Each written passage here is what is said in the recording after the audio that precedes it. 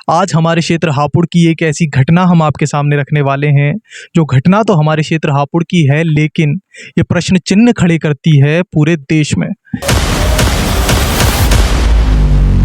ये प्रश्न चिन्ह है कि क्या वर्दी की ताकत किसी रिश्ते से बढ़कर हो जाती है?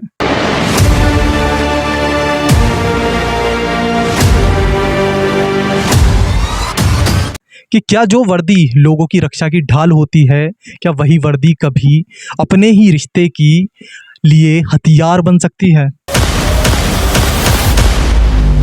पायल से प्रेम करता था, जिस कारण मतलब कि हमारा 2016 से लगभग रिलेशन था। पैसा दे लिया मैं हर जगह उसे लेकर, अगर उसको मेरी ज़रूरत पड़ती थी तो मैं एक एक दिन में भी कई कई चक्कर मार देता था। पहले मेरा कोर्ट मैरिज हुआ था, शादी तो मेरी बाद में हुई थी। उसका पूरा प्रेशर था कि मुझे तो कोर्ट मैरिज करना ही है। मैंने भी बोल दिया, मैं कहा चलो ठीक है कर लेते हैं। मतलब ऐसा कैसे कर सकती है हमारी पत्नी, क्योंकि जब कोर्ट मैरिज कराया सब कुछ हुआ है और वो खुद बोलती थी कि मैं कभी नहीं बदल सकती। अब तो वो हमारे खिलाफ ही वो खड़ी हो गई है। फिर नंबर इग्नोर मारना चालू कर दिया, बदतमीजीपना दिखाना, रूम पे भी मतलब गाली गलौज करना, बदतमीजी से बोलना कि मुझे नहीं रहना है तुम्हारे साथ में, ऐसे वैसे, मुझे तलाक चाहिए, डिवोर्स चाहिए। डेली डेली मुझे टॉर्चर करा जाने लगा। उसके बाद में वो ब्लैक लिस्ट में नंबर, मैं फ़ोन करूँ इधर से तो नंबर भी ब्लैक लिस्ट में, फ़ोन स्विच ऑफ। मैंने तो उससे साफ मना कर दिया, भाई मैं तो तुझे रखूँगा, मैं तुझे तलाक नहीं दूँगा, मैं तो तुझे कल भी रखने के लिए तैयार था। करीब 18-19 महीने से मेरे घर पे उसका कोई आना जाना नहीं है, ना ही मेरा ही उसके वहाँ पे जाना आना है। मेरे पे FIR की गई है जिसमें लिख रहा है कि तेजाब डालते थे, मारते थे, पीटते थे। तो मेरा तो वहाँ पे जाना आना भी। अब एक पदाधिकारी हो गई हैं, अब वो SI की आपने जैसे परीक्षा बताई, उन्होंने उत्तीर्ण कर ली है। तो आपसे थोड़ा समझना चाहेंगे, वो पल आपके लिए कैसा था जब आपको ये पता चला? मेरा बहुत अच्छा पल था, बहुत ज़्यादा बड़ी, बहुत तगड़ी खुशी थी। लेकिन यहाँ तो वो तो एक बदले की भावना लेने लग गई है। बदले की भावना इस तरीके से कि मुझे तो पैसे, मुझे तलाक दो, मुझे 20 लाख रुपए दो। मैं कहाँ से दूंगा 20 लाख रुपए? तो उनकी माताजी से भी बात हुई थी, तो उसकी माताजी ने बोला कि हमने तो अपने बचाव के लिए ये चीज़ हमने करी है, उसकी सज़ा उसे मिलनी चाहिए। मैं तो ऊपर वाले से भी यही विनती करूँगा, और जो नीचे के हमारे अधिकारी लोग बेचारे, हमारे जो भी लोग बैठे हुए हैं नीचे से ऊपर तक, अच्छे से अच्छी जांच करवाइए इसकी। और अगर मैं दोषी हूँ तो मुझे सज़ा आप दे सकते हो।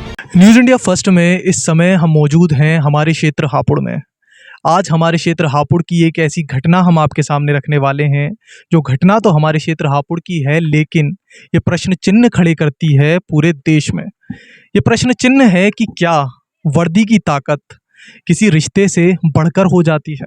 कि क्या जो वर्दी लोगों की रक्षा की ढाल होती है, क्या वही वर्दी कभी अपने ही रिश्ते की लिए हथियार बन सकती है? ये जो एक प्रश्न चिन्ह खड़ा हुआ है, ये क्या पूरा मामला है, आज हम आपके सामने ये रखने वाले हैं। नमस्कार सर, आपका नाम पहले हम जानना चाहेंगे। जी, मेरा नाम गुलशन है, मैं पोठा का रहने वाला हूँ। आपसे गुलशन जी पहले हम जानना चाहेंगे कि एक मामला इस समय हमारे क्षेत्र में काफ़ी चल रहा है। ये मामला ये है कि किस तरह से आपने अपनी पत्नी के लिए पढ़ाया, उन्हें, उनके लिए संघर्ष देखा। ये मामला इस समय हमारे क्षेत्र में चर्चा का विषय बन चुका। तो आपसे हम ये समझना चाहते हैं कि ये जो मामला है, आपका इसके बारे में क्या कहना? मेरा ये कहना है, मैं एक पायल नाम की, मतलब कि एक लड़की पायल से प्रेम करता था, जिस कारण मतलब कि हमारा 2016 से लगभग रिलेशन था, 2016 के साथ साथ में। और हमारा धीरे धीरे प्रेम अपना बढ़ता चला गया, जिस कारण हम दोनों ने मिल करके, अब जब हम एक दूसरे के बगैर नहीं रह पाए, तो हमने तो पढ़ाई लिखाई अपना, मैं काम वाम करता था, मैं अपने मजदूरी वगैरह अपना ये चीज़ काम करता था। उसके साथ साथ में उसको पूरा पूरा सपोर्ट था मेरा। पैसा दे लिया मैं हर जगह उसे लेकर, अगर उसको मेरी ज़रूरत पड़ती थी तो मैं एक एक दिन में भी कई कई चक्कर मार देता था। देखिए, हम थोड़ा टाइमिंग यहाँ पे समझना चाहेंगे। ये आप जिस समय की बात कर रहे हैं, कब हुई थी आपकी शादी? शादी तो मेरी मतलब कि शादी जो हुई थी मेरी, पहले मेरा कोर्ट मैरिज हुआ था, शादी तो मेरी बाद में हुई थी, 1 साल बाद हुई थी। मतलब कि ज़्यादा लोग नहीं गए थे, थोड़े बहुत लोग गए थे। आपका कोर्ट मैरिज कब हुआ था ये? कोर्ट मैरिज मेरा 21 में हुआ था। 2021 की आप ये बात कर रहे हैं जब आपका कोर्ट मैरिज हुआ था। तो ये आप दोनों की सहमति से हुआ? ये हम दोनों की सहमति से हुआ था, प्रेशर उसका ही था, क्योंकि वो बोल रही थी कि मेरी शादी माँ बाप मेरे कहीं और कराना चाहते हैं, मैं नहीं रह सकती, मैं मर जाऊंगी, ये हो जाऊंगी, वो हो जाऊंगी। तो मैंने बोल दिया फिर मैंने बोल दिया मन कि भाई तू नहीं रह सकती तो ठीक है, हम दोनों मिल करके आपस में अपना कर लेते हैं, कोर्ट मैरिज कर लेते हैं। फिर उसने उसका पूरा प्रेशर था कि मुझे तो कोर्ट मैरिज करना ही है। मैंने भी बोल दिया, मैं कहा चलो ठीक है कर लेते हैं। देखिए, जो आपने एक चीज़ बताई यहाँ पे कि दोनों पक्षों की राज़ी से आप लोगों का विवाह हुआ था। अब प्रश्न ये उठता है, जब दोनों पक्ष तैयार थे, तो अचानक ही ये दरार कब आई? ये जो बीच का समय है, ये कौन-सा समय था? जब वो पढ़ाई करती थी तो हम काम करते थे। काम के साथ-साथ में हमारा सब कुछ ठीक चल रहा था। और हर हर व्यक्ति को जब दोनों में से एक थोड़ा मतलब कि हर किसी को उम्मीद होती है जब वो अपनी घरवाली के ऊपर पैसा लगा रहा है, और आगे भी उम्मीद रहेगी कि भाई सभी लोग, मैं तो यही कहूँगा कि सभी लोग एक से नहीं होते हैं, ठीक है? अब यही है उसने, लेकिन उसने हमारे साथ ये चीज़ गलत करा है। हमने इतना पढ़ाया लिखाया, सपोर्ट करा, और 21 में कोर्ट मैरिज करा, फिर 22 में रीति रिवाज के अनुसार वो भी अपने परिवार को मना रही थी, हम भी अपने अपने परिवार को मना रहे थे। फिर दोनों दोनों की परिवारों की सहमति से हम दोनों का, अब दोनों के परिवार वालों मान गए।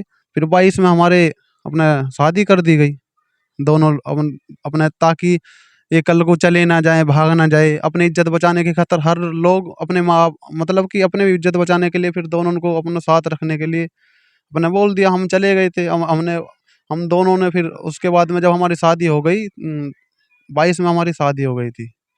उसके बाद में वो कुल 23 में, फिर उसकी 23 में उसको ज्वाइनिंग थी उसकी, 23 में देखिए, 12 थोड़ा इसमें शुरू से हम समझना चाहेंगे कि 2021 की टाइमलाइन आपने बताई है कि आपका विवाह हुआ था, कोर्ट मैरिज की जो आपने चर्चा यहाँ पर करी। तो उस समय आप क्या कार्य करते थे? आप पढ़ते थे या आप उस समय भी कोई कार्य करते, जॉब करते? मैं काम ही करता था, और पढ़ने का मेरा टाइम टेबल बस खाली वो थोड़ा बहुत सुबह शाम का था। क्योंकि वो मेरा सब कुछ फ़ोकस अपनी पत्नी पर ही था। क्योंकि जब 2 का कैसे मतलब ऐसा कैसे कर सकती है हमारी पत्नी, क्योंकि जब कोर्ट मैरिज करा है, सब कुछ हुआ है, और वो खुद बोलती थी कि मैं कभी नहीं बदल सकती, और आप मेरा साथ दो, मैं आपके लिए कुछ भी कर दूँगी। मैं कहा ठीक है, हम हमारा भी यही था भाई, जब कोर्ट मैरिज करा है तो हर लोग यही सोचेगा कि भाई जब कोर्ट मैरिज करा है तो इनका मतलब कि ज़्यादातर वो रिश्ते खराब भी हो जाते हैं, जिनमें शादी हो जाती है उसके बाद में उनका कोई, जब हमें पता था कि हम दोनों का कोर्ट मैरिज है, उसके बाद में शादी है, तो हमारा सब कुछ अच्छा चल रहा था। फिर उसके 23 में उसको, दिसंबर 22 में शादी हुई, 23 में वो ज़्यादा टाइम रहे भी नहीं, क्योंकि हमारी दिसंबर में शादी हुई थी लगभग 22 में, तो 23 में उसको ज्वाइनिंग मिल गई। 23 में मतलब कि 3 महीने बाद। तो 1 साल तो देखो ट्रेनिंग, अपने 1 साल तक तो ट्रेनिंग ही चली थी उसकी, मुरादाबाद में पीटीएस में। जब 1 साल ट्रेनिंग चली थी, तो 7-8 छुट्टी सगली मिलती हैं लोगों को, मतलब कि ट्रेनिंग के दौरान जो देते हैं। उसमें भी वो अपने घर की डिमांड कभी आई भी थी 1-2 दिन के लिए, मतलब कि 1 साल की ट्रेनिंग चली थी। और ट्रेनिंग के दौरान 1-2 बार आई थी वो, पहले अपने घर जाना। यहाँ इतना टाइम नहीं दे पाया, यहाँ आ गई खाली दिन-दिन के लिए आ गई, अपने फिर चली जाती थी। तो हम खुद छोड़ कर के आते थे। देखिए, इस समय आपसे चर्चा करते हुए हम देख सकते हैं आप काफ़ी भावुक भी होते जा रहे हैं। ये जो पूरा घटनाक्रम हम आप बता रहे हैं हमारी जनता के लिए। अच्छा, हम थोड़ा आपसे एक चीज़ ये भी समझना चाहेंगे सर, कि आपने कहा कि आपने उनके लिए काफ़ी मेहनत की थी, उन्हें पढ़ाया-लिखाया था आपने। तो जब आप उन्हें पढ़ा-लिखा रहे थे, उस समय में और आज के समय में, आप कैसा, आपको लगता है आपकी वो मेहनत ही आज आपके खिलाफ खड़ी हो गई है? हाँ, अब तो वो हमारे खिलाफ ही वो खड़ी हो गई है। क्योंकि मैं उसे फ़ोन करता था इधर से, जब उसकी पहली पोस्टिंग जब बरेली में हुई, तो बरेली में उसकी तैनाती हो गई। उसके दौरान में मैं 1-2 बार मतलब कि महीने में जाता था, 1-2 बार चला गया था। उसके बाद में जो उसने फिर नंबर इग्नोर मारना चालू कर दिया, बदतमीज़ीपना दिखाना, रूम पे भी मतलब गाली-गलौच करना, बदतमीज़ी से बोलना कि मुझे नहीं रहना है तुम्हारे साथ में, ऐसे-वैसे, मुझे तलाक चाहिए, डिवोर्स चाहिए। तो मैं एकदम बहुत परेशान हुआ मन कि अचानक मेरी पत्नी ने ऐसे मुझसे क्या बोल दिया। ऐसा तो हमारे बीच में कुछ भी नहीं है, लेकिन ऐसा कैसे बोल दिया कि मुझे तो तलाक चाहिए, मुझे कुछ नहीं चाहिए, मुझे डेली-डेली मुझे टॉर्चर करा जाने लगा। उसके बाद में वो ब्लैक लिस्ट में नंबर, मैं फ़ोन करूँ इधर से तो नंबर भी ब्लैक लिस्ट में, फ़ोन स्विच ऑफ। तो नए नंबर से कॉल करता था तो अचानक उठाने के बाद में भी वो लड़की अपना कि मुझे बात नहीं करनी है, मुझे तलाक चाहिए और तलाक मैं तुमसे लेकर रहूँगी। मुझे नहीं पता तलाक लड़का इस रीज़न से दे सकता है कि पहले मुकदमा दर्ज कराओ, उसके बाद में हम तलाक देंगे, तलाक लड़का दे देगा। मैंने तो उससे साफ मना कर दिया, भाई मैं तो तुझे रखूँगा, मैं तुझे तलाक नहीं दूँगा, मैं तो तुझे कल भी रखने के लिए तैयार था। और मैंने पढ़ाया लिखाया, मैंने सपोर्ट करा, मैंने इसलिए थोड़ी करा था कि मैं तुझसे अलग रहूँगा, मैं तो तेरे साथ ही रहूँगा। लेकिन करीब 18-19 महीने से मेरे घर पे उसका कोई आना-जाना नहीं है, ना ही मेरा ही उसके वहाँ पे जाना-आना है। मेरे कोई संपर्क, मुझे ये भी नहीं पता है मतलब कि किस जगह रहती है वो, बस ये पता है बरेली में पोस्टिंग है उसकी। उसके दौरान में जब मेरे यहाँ पे आना-जाना नहीं है, तो मुकदमे में मैंने भी बोला था कि सर अच्छे से जाँच करना, क्योंकि अगर मैंने इसको मारा-पीटा, ये चीज़ उस पे दहेज में लगा रखी है कि ये आप पे एफआईआर की गई है जहाँ पे ये सब आप बता रहे हैं? हाँ, मेरे पे एफआईआर की गई है जिसमें लिख रहा है कि तेज़ाब डालते थे, मारते थे, पीटते थे। तो मेरा तो वहाँ पे जाना-आना भी नहीं है। अगर ऐसी बात है, तो आप भी पेश करो, अपनी बात रखें, आप भी अपनी बात रखो, अगर मैं आपके पास गया हूँ। लेकिन मेरा तो वहाँ जाना-आना है ही नहीं कुछ भी, ना ही मेरे घर पे उसका आना है, ना ही मेरा उसके वहाँ पे जाना है। तो 18-19 महीने हो गए लगभग, ना मैं बुलाता हूँ तो वो आती भी नहीं है, किसी के माध्यम से मैं बोलता हूँ, तो वो साफ मना कर देती है। गुलशन जी, वो पल हम आपसे एक बार जानना चाहेंगे जब आपको ये पता चला होगा कि आपकी वाइफ़ आपकी मेहनत के बाद, अपनी खुद की भी मेहनत के बाद अब एक पदाधिकारी हो गई हैं, अब वो एसआई की आपने जैसे परीक्षा बताई उन्होंने उत्तीर्ण कर ली है। तो आपसे थोड़ा समझना चाहेंगे वो पल आपके लिए कैसा था जब आपको ये पता चला? मेरा बहुत अच्छा पल था, बहुत ज़्यादा बड़ी, बहुत तगड़ी खुशी थी। जबकि लोगों का क्या है, जनता है, देखो जनता आज आज भी हमारे साथ है और कल भी हमारे साथ थी। तो सभी लोग कह रहे थे कि भाई इतना भी खुश ना होना चाहिए जितना तू हो रहा है। देखो उसमें कहीं न कहीं नज़र लगने वाली बात आप यहाँ कह तो रहे हैं। कहीं न कहीं नज़र लगने वाली बात हो जाती है। लेकिन यहाँ तो वो तो एक बदले की भावना लेने लग गई है। अब बदले की भावना इस तरीके से कि मुझे तलाक दो, मुझे 20 लाख रुपए दो। मैं कहाँ से दूँगा 20 लाख रुपए? फिर उसने अपनी बात रखी, बरेली में भी उसने अपनी एक एप्लीकेशन दी थी, जिसमें उसने पैसे की डिमांड रखी थी कि मुझे 15 लाख रुपए दे दो। तो मैं वहाँ पे भी लिखित में दे कर के आया था कि सर, मैं मज़दूर व्यक्ति हूँ, मैं कहाँ से अपने आप को, मतलब कि मैं कहाँ से दूँगा इतने पैसे? तो मैं बोल कर के वहाँ पे भी आ गया था कि सर, मैं पैसे नहीं दे सकता, मैं तो अपनी पत्नी के साथ रहना चाहता हूँ। लेकिन उसका व्यवहार बहुत ही ज़्यादा चेंज हो गया। जी। आपको क्या कारण क्या लगता है आपको इस व्यवहार चेंज होने का? क्योंकि जैसा आपने बताया ये दोनों पक्षों की मंज़ूरी के बाद ही आपका कोर्ट मैरिज हुआ था। उसके बाद आपने उनके लिए मेहनत करी, उन्होंने भी पढ़ाई में मेहनत करी और जो परीक्षा है उसे उत्तीर्ण किया। तो आपको क्या लगता है वो क्या कारण रहे जो उन्होंने आपसे दूरी बनानी शुरू कर दी, आपके फ़ोन को ब्लैक लिस्ट पे डाल दिया, आपके नंबर को? तो क्या लगता है आपको क्या कारण रहा होगा? बस यही है वो। अब हम ये चीज़ नहीं कह सकते, क्योंकि अब तो खाली वो ही जानती है उसको क्यों छोड़ना है, क्यों तलाक लेना है, किस लिए, किसके आधार पे उसने ये मुकदमा दर्ज कराया है। अगर मुझे उसकी दहेज की उससे इच्छा होती दहेज की, तो मैं कोर्ट मैरिज ही क्यों करता? तो मैं तो शादी सब तरीके से जैसे लोग करते हैं उसी तरीके से करता। लेकिन नहीं, मुझे उसका 1 रुपए की भी ज़रूरत नहीं है और ना ही मैंने उससे कोई दहेज की माँग की है। अभी तक भी मैं तो आगे भी कह रहा हूँ कि वो मेरे पत्नी है, मेरे साथ रहे, मुझे 1 रुपए की उसकी कोई आवश्यकता नहीं है। क्योंकि मैं खुद कमाता हूँ। और अब मैंने जो कदम उठाया था कोर्ट मैरिज का भी जब भी उठाया था कि हाँ भाई, मैं अपनी पत्नी का भी पेट पाल सकता हूँ, क्योंकि जब पता नहीं था कि इसकी सर्विस लग जाएगी।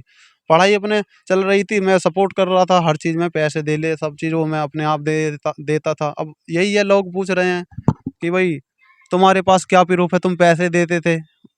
देखो, सबसे पहले मेन चीज़ ये है कि पैसे तो कोई भी दे देगा कि हाँ भाई पैसा दे दो। पैसे के साथ-साथ में मैंने उसे टाइम भी दिया है। सबसे मेन चीज़ है, मैंने उसे अपना टाइम भी बहुत ज़्यादा दिया है। टाइम के साथ-साथ में मैंने काम भी करा, फिर उसे प्लस में टाइम भी दिया है। हर जगह मैं उसके साथ, अब परीक्षा-वरीक्षा में हर जगह मैं उसके साथ गया।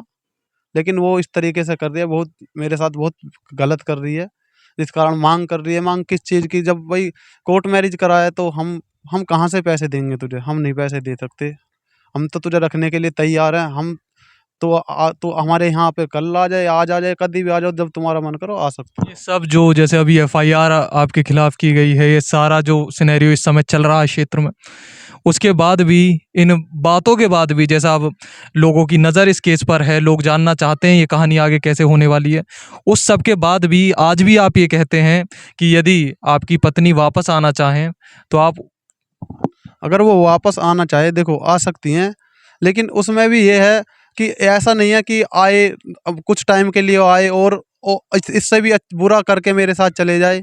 तो ऐसा देखो, इस तरीके से भी आदमी बहुत परेशान हो जाएगा। अब पता लगा वो प्रेशर में आ करके नो ठीक है मैं आना चाहती हूँ, आए तो अपने अच्छे से आए, अपने अच्छे मन से आए, और रहने के ही तरीके से आए कि हाँ मुझे रहना ही है। एक मेरे वीडियो भी आपकी वायरल हो रही है काफ़ी इस समय।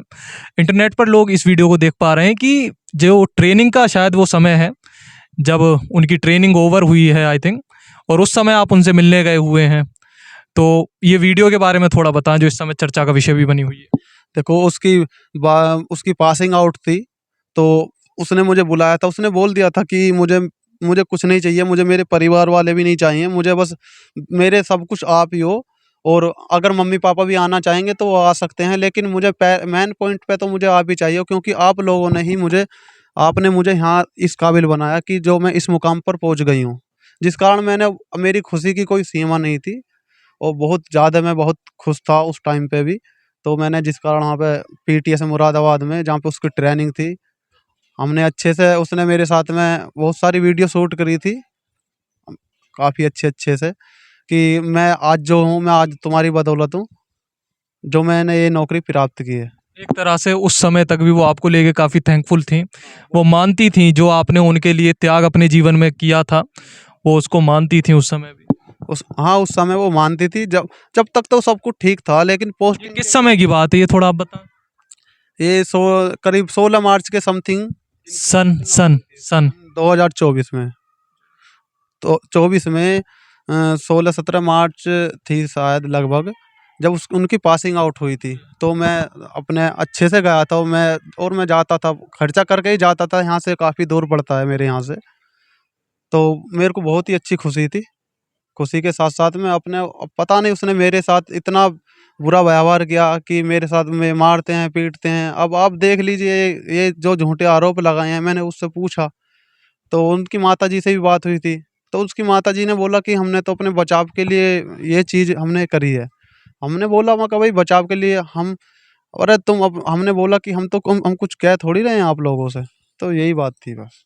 तो ये जो एक तरह से आपने पूरा सिनेरियो हमारी जनता के सामने रखा, तो यहाँ पे हम देख सकते हैं इस कहानी में किस तरह से आज भी गुलशन जी जानते हैं, उन पलों को याद करते हैं जब सब कुछ ठीक हुआ करता था। इन्हें याद आते हैं वो पल भी जब इन्होंने दिन रात मेहनत करके, मजदूरी करके, पैसा इकट्ठा करके उनकी कोचिंग्स में, उनकी पढ़ाई में लगाया था, जैसा कि इन्होंने बताया। आज हमसे बात करते हुए ये भावुक हैं, लेकिन आज भी इन्हें वो पल अच्छे से याद हैं जब वो ट्रेनिंग पूरी होने पर ये उनसे मिलने गए थे, वो थैंक्स गिविंग के वे में इनसे मिली। तो आज भी कहीं न कहीं ये सब कुछ ठीक करना चाहते हैं, ये चाहते हैं आज भी जीवन में इनके खुशियाँ ही आएँ। लेकिन अक्सर ऐसा होता है कि नियति को कुछ और ही मंज़ूर होता। आज की सच्चाई ये है कि आपके खिलाफ एफआईआर हो चुकी है। तो यदि इस एफआईआर में कार्यवाही आगे बढ़ती है, तो अगर आपके खिलाफ एविडेंस मिले, आप दोषी पाए गए, तो क्या आप सज़ा के लिए भी तैयार हैं? सजा के लिए भी हम तैयार हैं, अगर हम दोषी पाए गए। लेकिन सजा जांच काफ़ी अच्छे तरीके से होना चाहिए। ये नहीं है कि अब मैं वहाँ पे रहता नहीं हूँ, कि मकान मालिक जहाँ भी रहती होगी, मुझे नहीं पता है कहाँ पे रहती है, पता लगा कि मकान मालिक से बातचीत करके तुम ऐसे कह दो वैसे कह दो, लेकिन सब चीज़ वीडियो के साथ में, कैमरे के साथ में वहाँ पे दिखाना है। अगर मैं वहाँ पे उसके रूम पे गया हूँ, अगर मैंने ये सब चीज़ तेजाब वगैरह जो उसने मेरे ऊपर लगाए, ये आरोप लगाए हैं, अगर मैं वहाँ पे गया हूँ, तो उसी की लोकेशन वगैरह ये सब चीज़ सीडीआर वगैरह निकाल करके कॉल गुलशन की आई थी, और किस तारीख में गुलशन ने उस पे तेजाब के बारे में ये सब चीज़ उसने बोल रखा है कि तेजाब डालता था, मारता था, पीटता था। तो उस दिन की भी आप लोकेशन अच्छे से हो, सीडीआर निकले कि दोनों लोगों ने मिलकर आपस में बात इन्होंने की थी, रूम पर आए थे या नहीं आए थे, ये सब चीज़ अच्छे से जांच होनी चाहिए। अगर हम सज़ा काटने के लिए, मैं सज़ा काटने के लिए तैयार हूँ, अगर मैं दोषी हूँ। देखिए, ये आपने एक बड़ी बात कही कि आप सज़ा भी काटने के लिए तैयार हैं, यदि एविडेंस आपके खिलाफ मिले, जांच प्रक्रिया में पता चला कि कहीं न कहीं आप ही गुनहगार हैं। लेकिन अगर जांच प्रक्रिया के बाद हमें ये पता चलता है कि आप गुनहगार नहीं हैं और सज़ा दूसरे पक्ष को मिलने लगे, तो आपका उस पे क्या कहना? उस पे यही कहना है, कम से कम उसे उसकी सज़ा उसे मिलनी चाहिए। मैं तो ऊपर वाले से भी यही विनती करूँगा, और जो नीचे के हमारे अधिकारी लोग बेचारे, हमारे जो भी लोग बैठे हुए हैं नीचे से ऊपर तक, अच्छे से अच्छी जांच करवाइए इसकी। और अगर मैं दोषी हूँ तो मुझे सज़ा आप दे सकते हो। एक निष्पक्ष जांच की यहाँ पे जो गुलशन जी हैं वो हमारी प्रशासन से गुहार लगा रहे हैं कि एक जांच हो और एक निष्पक्ष जांच हो। जो भी पक्ष यहाँ गलत हो उसके खिलाफ कार्यवाही हो, जो भी पक्ष सही हो उसे पूरी तरह, जो भी उसके खिलाफ बातें करी गई हैं उसे बाइज्जत, जो समाज में उसका हक है वो वापस मिले। क्योंकि ये जो केस है इसके बाद दोनों ही तरफ बातें बहुत बन रही हैं। कुछ लोग ऐसे हैं जो गुलशन जी के पक्ष में हैं, तो कुछ लोग ऐसे भी हैं जो गुलशन जी के खिलाफ इस समय बोल रहे हैं। जो भी जांच हो उसके बाद एक इंसाफ की मांग यहाँ गुलशन जी की है। गुलशन जी, एक शब्द हम आपसे समझे, जब आपसे बात हम कर रहे थे तो आपने कुछ ऐसे शब्द भी बोले कि भले ही हो सकता है आप अभी भावुक हैं इसलिए बोले हों कि आप अभी भी वापस बुलाना चाहेंगे और चाहेंगे चीज़ें ठीक हो जाएं। अगर वो देखो, अगर वो उनका आने का मन है, हमने पहले भी ये चीज़ बोला था, लेकिन कुछ चीज़ सोच कर ना आए। पता लग रहा है कि दिमाग में उनके में कुछ और चल रहा है और हमारे पास वो आ गई हैं। तो अगर उनका मन पूरी तरह से वो तैयार है, हम तो आज भी रखने के लिए तैयार है। हमने कभी माना ही नहीं किया था। हमने तो उसके परिवार वालों से खूब खुशामद करते थे कि ये फ़ोन नहीं उठा रही है, ये ना कि उठा लेगी, बिजी होगी बिजी होगी। पता लगा नंबर ब्लैक लिस्ट में डाल दिया। परिवार वालों से ही बात की। अच्छा सर, ये गुलशन जी, ये जो अभी प्रशासन का आपके साथ रवैया कैसा है? प्रशासन आपके साथ किस तरह से पेश आ रहा है और आपका ये जो पूरा केस है आपको कैसा सहयोग इसमें मिल पा रहा है? देखो, अभी तक तो प्रशासन का थोड़ा अभी तक तो ठीक चल रहा है, लेकिन जैसे ही मैं गया सर के पास में, तो थोड़ा नीचे वाले लोग जो सर के बारे में जानना चाहेंगे, किन की बातें यहाँ पे आप कर रहे हैं? मैं हमारे कप्तान सर हैं हापुड़ ज़िले के, वो भी काफ़ी अच्छे हमारी मदद। आप एसपी साहब की बात कर। हाँ, मैं एसपी साहब की बात कर रहा हूँ। मैं सर के पास गया था, उन्होंने मेरे को बहुत अच्छा आश्वासन दिया कि बेटा आप परेशान ना हो, जब आपने कोर्ट मैरिज किया है तो आप तो अपनी पत्नी ये सर ने भी बात बोली थी कि आप तो अपनी पत्नी को रखने के लिए तैयार हो, लेकिन ये दहेज कौन माँगेगा? दहेज जब लड़का बेरोज़गार हमारे सामने खड़ा है, लड़के ने कोर्ट मैरिज किया है, बाद में 10-5 आदमी लेकर के रीति-रिवाज से शादी हो गई है। तो सर ने भी बोला था नीचे नीचे स्तर लोगों से कि भैया, क्योंकि आप एक बात बताइए कि कोर्ट मैरिज लड़का दहेज क्यों मांगेगा? ये सर ने भी अपनी बात रखी थी। सर ने फिर मुझे आश्वासन दिया कि आप जाइए, आपके मैं अच्छे से जांच कराऊंगा, निष्पक्ष जांच कराऊंगा, और जांच होने के बाद में इसमें एफआईआर लगवाऊंगा। सर ने मुझसे एफआईआर के लिए भी बोल दिया था कि अच्छे से जांच करा करके इसमें एफआईआर लगेगी, क्योंकि जब कोर्ट मैरिज आप लोगों ने किया है और सब कुछ आपका प्रेम अच्छा चल रहा था, तो आपने कोई मांग नहीं करी, और प्लस में लड़का तो बेरोजगार है, वो तो खुद सर्विस करती है। तो यहाँ पे प्रशासन की जो प्रक्रिया रही है उससे आप अभी तक संतुष्ट हैं? अभी तक तो, लेकिन संतुष्ट तो जब होना है जब वो मुकदमा वो खुद भी आकर के बोले कि यहाँ पे कि हाँ भाई, ये चीज़ उससे पूरी जांच हो, और वो जांच में भी बताए कि हाँ उससे सबूत मांगे जाएंगे, लेकिन हम संतुष्ट तब होंगे जब हमारे ये चीज़ हमारे ऊपर से ये सब चीज़ मुकदमा ख़त्म होएगा। हमने इस काबिल बनाया, पढ़ाया लिखाया, इस हिसाब से तो कोई भी पति अपनी पत्नी को नहीं पढ़ाने का है, जिस तरीके से वो हमारे साथ व्यवहार बर्ताव कर रही हैं। एक पूर्णतः आप कह सकते हैं यहाँ पे जो आपने अपनी बात यहाँ पे रखी कि पूर्णतः इंसाफ आप चाहते हैं। अभी जो इंसाफ की प्रक्रिया चल रही है उससे भी आप थोड़ा संतुष्ट हैं, लेकिन एक पूरी तरह ही इंसाफ आपको चाहिए। अच्छा, हमारा अगला प्रश्न ये है कि आज के समय में आम जनता में एक धारणा ये है कि जो पुरुष होते हैं उनके पक्ष को सही से सुना नहीं जाता और नारी के पक्ष को सुना जाता। इसके बारे में आपका क्या कहना है? क्योंकि अब कुछ कुछ आपके साथ भी ऐसा ही चल रहा। देखो, ये चीज़ तो उसने भी बोल दिया था कि मैं प्रशासन में हूँ, और स्टार्टिंग में जब उसने मुझे धमकाया इस तरीके से, ट्रायल दिखाया था, हल्का सा धमकाया था इस तरीके से कि नो तुम तलाक तुम आगे आगे दोगे। मैंने बोला तलाक का रीज़न क्या है, कि रीज़न मैं नहीं बताऊंगी। तो मैंने ये चीज़ उससे भी बोला था, मैं कहा तो रीज़न नहीं बताओगे तो तलाक का रीज़न क्या है? उसने बोला था कि तुम में अब हम सर्विस में हैं, हम दरोगा हो के हम दुनिया के हम इस तरीके से रहते हैं, और अब आप अपना देख लो या तो तलाक दे दो। लेकिन वो है प्रेशर देने वाली बात है। प्रेशर देने के दौरान ही ये उसने मेरे पर मुकदमा दायर किया है, मुकदमा लिखवाया है, जबकि मैंने प्रशासन वालों को भी बताया कि सर ये रहा मेरा कोर्ट मैरिज है, मेरा रजिस्टर्ड शादी है, बाद में रीति रिवाज के अनुसार भी मेरी शादी हुई है। मैंने सभी लोगों को दिखाया है, बताया है, लेकिन उन्होंने जो लोग थे उन्होंने ठीक है हम जांच कराएंगे, तो अब अभी जांच पे ही बात चली हुई है। अच्छा, अभी जो युवा आपको देख रहे हैं, उनके लिए आप क्या एक तरह से सलाह उन्हें देना चाहेंगे? शादी को लेकर, आगे के जीवन को लेकर क्या सलाह देना चाहेंगे आप?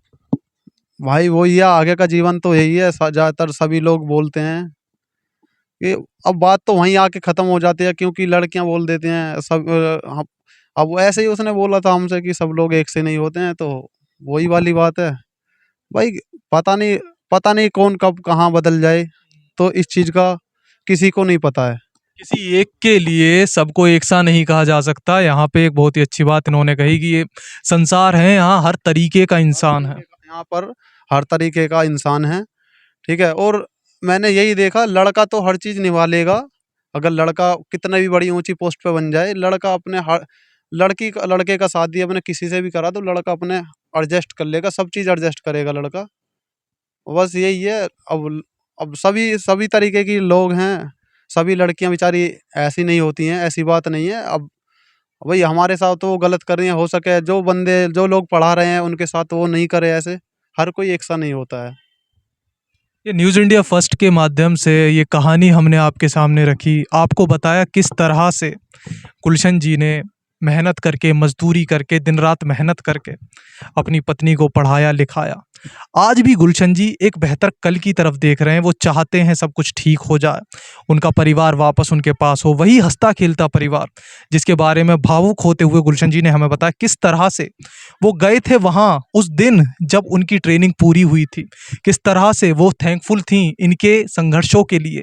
इन्होंने जो बलिदान दिया उन्हें एक पोस्ट पर पहुंचाने के लिए, उन्हें परीक्षा में उत्तीर्ण करवाने के लिए, वो बलिदान याद करके किस तरह से थैंकफुल हुए वो इनसे, और इनके परिवार को भी उन्होंने शुक्रिया अदा किया था। कैमरामैन सोनित पाल के साथ मैं ठाकुर शिवम सिंह आपके साथ, शुक्रिया।